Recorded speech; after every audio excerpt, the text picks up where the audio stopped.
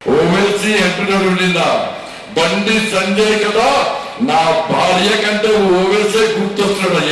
Yes, ఇలా Bharatiya Janata party కార్యకర్తలకు కుటుంబం ముఖ్యం కాదు, కుటుంబం ముఖ్యం కాదు, భార్య పిల్లలు ముఖ్యం కాదు.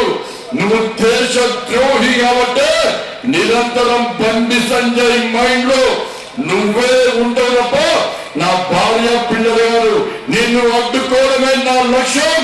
అదే రామాయణంలో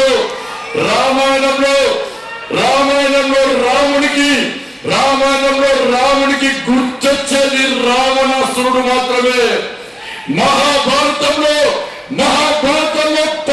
పాండవులకు గుర్తొచ్చేది కౌరవులు మాత్రమే.